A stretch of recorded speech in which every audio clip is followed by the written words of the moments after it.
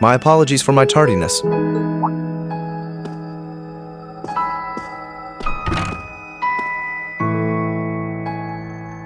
You can't apologize if you're not late. I just decided to show up early. How are the horses doing? Splendidly, if not a little too energetic for their own good. Whitcomb was especially thrilled to finally be reunited with his master. I bet he was. Nice to hear.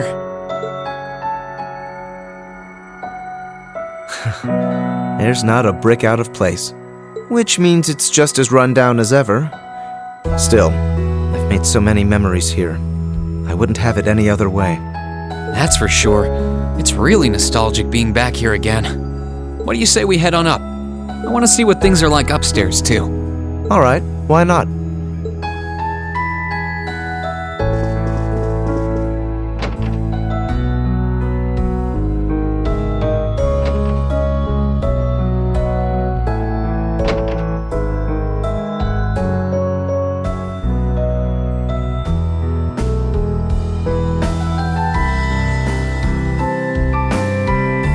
Crow's foolishness continues to baffle me. He's fighting under a banner that doesn't include him. He's the sort you'd more likely find in a casino than the capital. That's for sure. Fighting for the Alliance really doesn't suit him one bit. I'm sure he realizes that too, though. He sees Duke Cayenne as more of a sponsor than an ally. So it's just a case of the two using each other while they share a common purpose.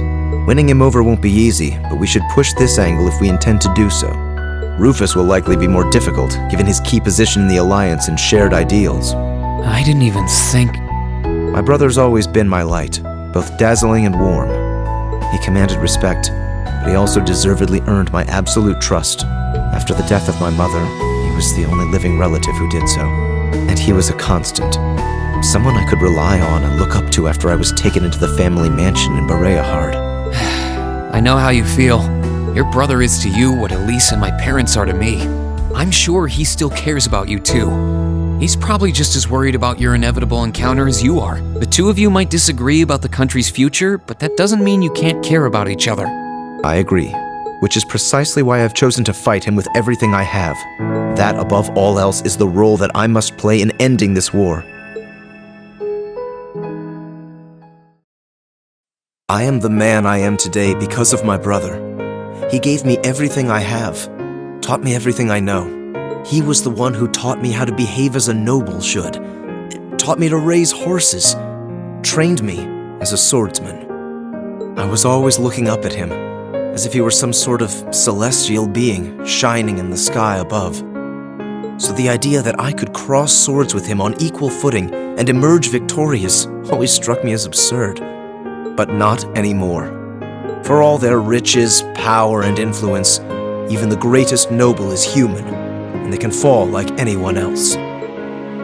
My father always treated me with scorn. I was forever doomed to be the bastard child. But I always tried to act a noble. I suppose I did so out of some sense of duty towards my late mother. But as I spent more time with you, Regnitz, and our other classmates, my very perception of nobility changed. I found myself wanting to discover what it truly means to be proud of one's nobility. True pride. I can, and I will, surpass my brother. Not in order to justify the title given to me at birth, but in order to demonstrate the pride I have in myself as myself, and with you, my finest friend at my side. I know that I can accomplish that. I'm flattered, but I'm not half the man you are. You've always had a meaningful sense of pride, more than anyone else I know. I honestly never expected I'd be able to be friends with someone like you. Not as equals, but I'm glad that I was wrong. It fills me with pride to know how much belief you place in me, and that you're even willing to put it into words. Perhaps your numerous heart-to-hearts and endless supply of passionate speeches have finally rubbed off on me. No matter how this war ends, our position as nobles will likely never be the same again. Regardless of what happens to this nation, we will always have our pride. That should never change. There's the Jusis I know. I won't let my pride waver either. Not when I've got a friend like you to keep me in line. That goes without saying. I I can't have you embarrassing me now, can I?